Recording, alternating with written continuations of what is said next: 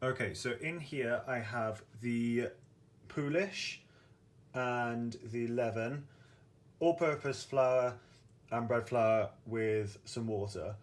I'll write down the weights in the description just so I can remember what's going on. So I just need to mix this all together, make sure there's no dry spots, and then leave it for 25 to 40 minutes, and I will get back to you after I've done that. It says use your hands, but I don't like getting my hands dirty, so I'm going to use a wooden spoon.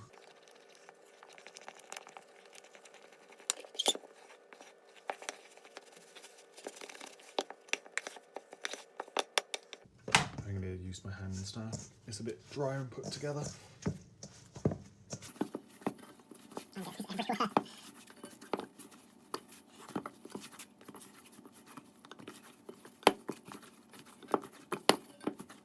Okay, that will do for now.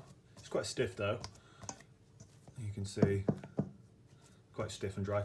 I'll leave this for half an hour and then be back in a bit.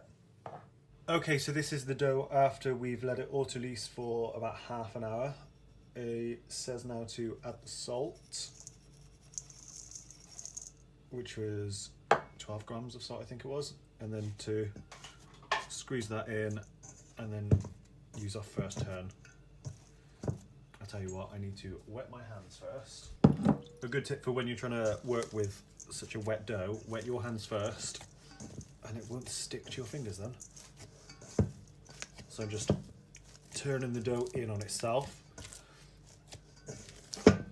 so it releases. Trying to incorporate the salt where I can, and this should hopefully build up the gluten and make for a nice, soft, chewy baguette.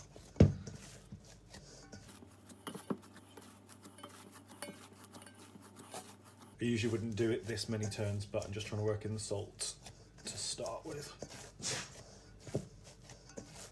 That was the duck sneeze, not me. Okay, so looks like it's come together. I love that noise. So yeah, basically I'm just gonna leave this covered with the bowl, let it sit for another half an hour, and we'll see where we're at then. See you in a minute. Okay, so just coming back to do the second turn. You can see that it has spread out a fair bit. So I'm just wetting my hands. I'm gonna pick it up, fold it that way, fold it back in on itself that way. So I like to do it in thirds, so it gets a really tight thing. Turn it over, sort of tuck it under. I don't think this is particularly right. Sometimes you can tighten it up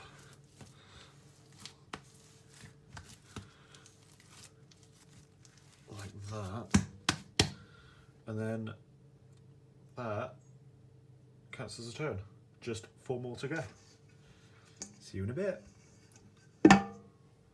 Ready for turn number 3.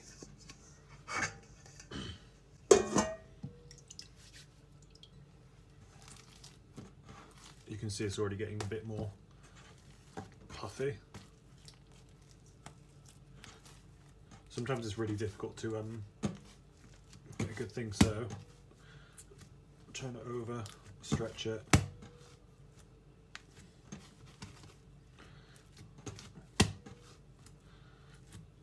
Try and build it up that way.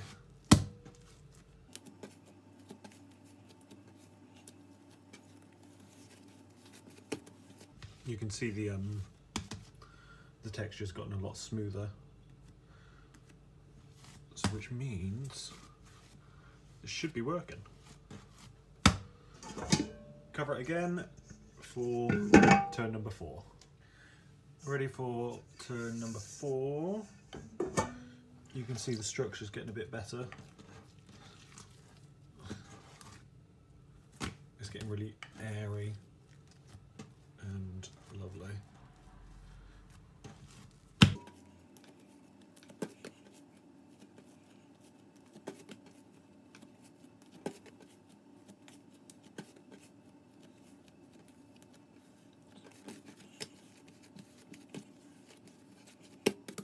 There we go. Ready for turn number 5. Okay, so this will be turn number 5. I think this will be our last turn before we end up shaping it.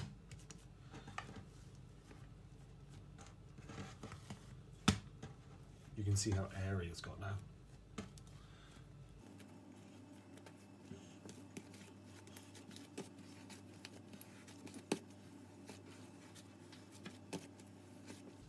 There you go. Look how smooth it is. Look at all these little bubbles. Great. Another half an hour and then we can begin to shape it. Okay, so time to shape. The recipe says to cut it up and let it rest in some rectangle shape for another half an hour. There's a lot of waiting in this recipe, but I'm hoping it'll be worth it in the end.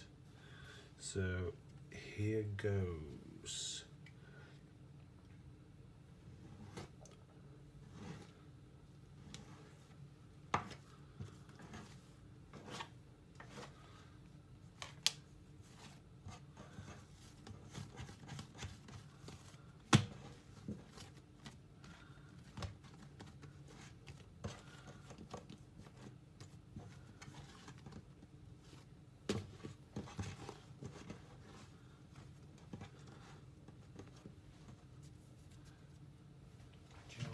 I should probably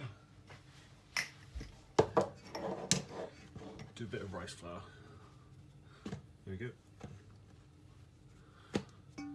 You only need like the tiniest bit to make sure it doesn't stick.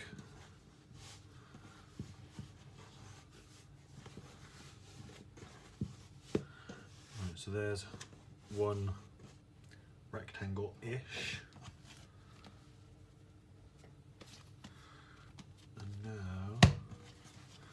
For the other one.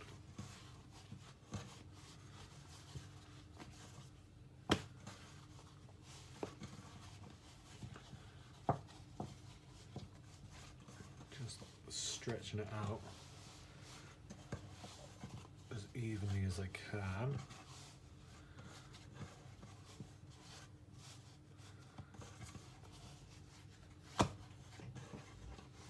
Hopefully that'll be fine. Right, so I need to cover that up again, but this time I'm going to use some cling film. There we go. Right, so just need to leave that for another half an hour and then we can shape it properly, ready for baking. Okay, so the next part that I need to do is help the bread be shaped. So you've got a baking sheet underneath with a kitchen towel on top. And then you just need to shake over, sorry, I've got a hole in my sieve.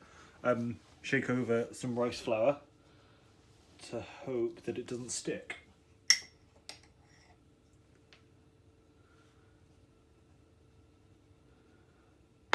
I'm going to try and do it quite liberally in hopes that it won't stick at all,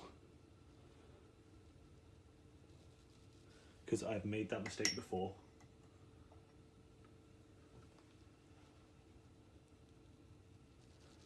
There we go. Time to shape the dough.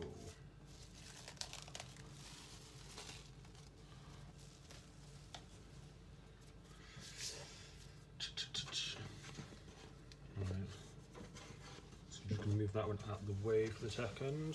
So you've got to turn this third up like this and stretch wide.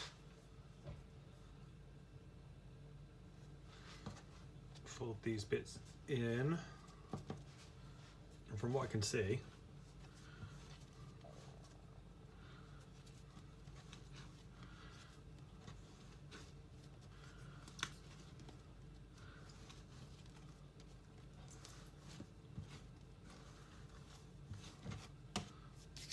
like that. tiny bit more flour because it's sticking on me quite a bit.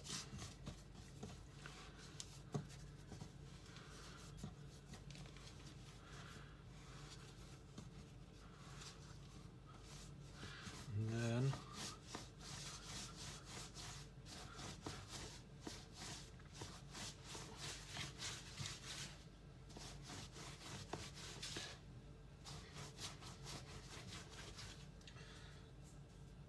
shape it like so. Can't really get the best angle.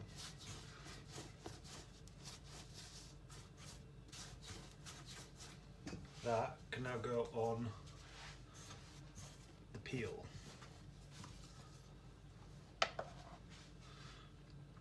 So we need to pinch it up there, lay it down like that, and pinch it up there so it's got a nice little bed to rest in. Time for number 2.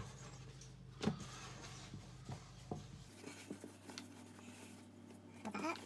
Put it out. Put these sides in. And there.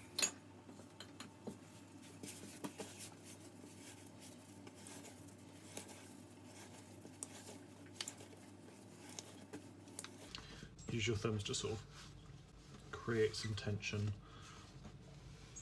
with the side.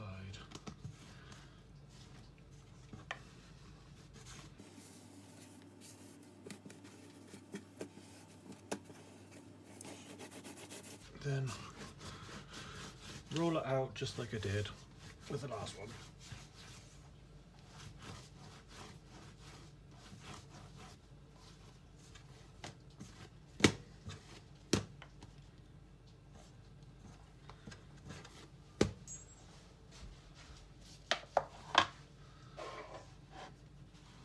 So I've done this one, place that one there, and tuck it in. And hopefully that should be that. I'm gonna lightly cover the sides. Okay, so we are back to shove them in the oven. Don't mind that, that is just beetroot I was cutting earlier. So I already put one in the oven, so this is the second one. As you can see, it has grown quite substantially. A bit more than I thought. I should have put it into 3, but you know, you live and you learn. So I've got to transfer it onto here, which is, you know, a little difficult. I'm gonna put it to the edge of this chopping board, lift this up, and just sort of push it over this way. It's too long, but you know, what can we do? Right, and now I need to transfer it to the oven, which will be difficult with the camera, so I'll have to get back to you with that one. See you in a second.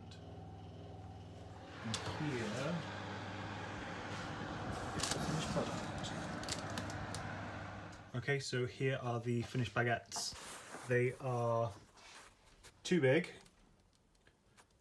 The scoring wasn't good enough. This is misshapen, but for a first attempt, I'm pretty happy. So I'm gonna have to try again and practice, and I will see you next time.